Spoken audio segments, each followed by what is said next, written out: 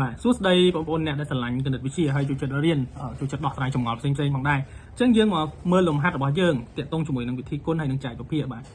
ដោយសារយើងធ្លាប់បានរៀនហើយពីមូលដ្ឋាននៃការចែកពភាគការគុណពភាគចំនួនគុណនិងពភាគជាដើមអញ្ចឹងយើងមកតាក់ទងជាមួយមានគុណផងមានចែកផងដែលយើងអនុវត្តលំហាត់តែម្ដងបាទអញ្ចឹងយើងមាន3គុណជាមួយនឹង1ភាគ4 3គុណនឹង1ភាគ4ដើម្បីគុណចំនួនគុណជាមួយនឹងពភាគបានន័យថាយើងយកចំនួនគុណនឹងភាគយកបាទយក1គុណនឹង3មកអញ្ចឹង1គុណនឹង3ស្មើប៉ុន្មានបាទស្មើ3ហើយ4យើងរក្សានៅដដែលបាទដល់ពេលចែកវិញបាទ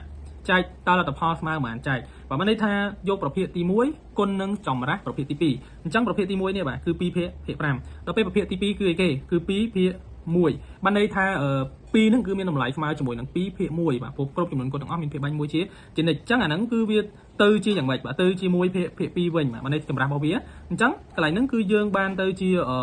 គុណជាមួយនឹង1ភាគ2បានន័យ2ភាគ5គុណនឹង1ភាគ2អញ្ចឹង2គុណនឹង1ស្មើប៉ុន្មានស្មើ2បាទហើយ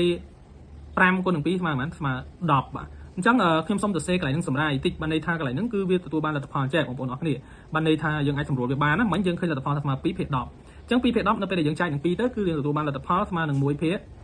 5បាទបានន័យថា2ចែកនឹង2គឺបាន1ដល់ពេល10ចែកនឹង2គឺបាន5បាទអញ្ចឹងខ្ញុំសូមសម្រាយកន្លែងនេះឲ្យមើលបន្តិចកន្លែងនេះបានន័យថា2ភាគ5នេះបាទ2ភាគ5នេះយកទៅគុណជាមួយនឹង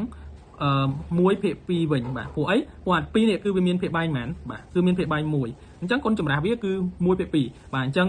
យើងឃើញថាអានេះ2បាទអានេះ2ដូចគ្នា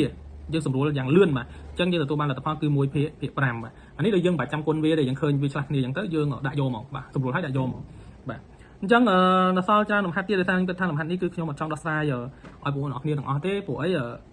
ទុកជាកលឹះបាទក្នុងការបងប្អូនអរគ្នាព្យាយាមគិតហើយព្យាយាមដោះស្រាយជាពិសេសថ្នាក់បឋមហើយថ្នាក់អនុវិទ្យាល័យបាទអញ្ចឹងអរគុណច្រើនបងប្អូនអរគ្នាហើយសង្ឃឹមថាយើងអាចដោះស្រាយលំហាត់នេះបានបាទយើងជួបគ្នានៅវីដេអូក្រោយបន្តទៀត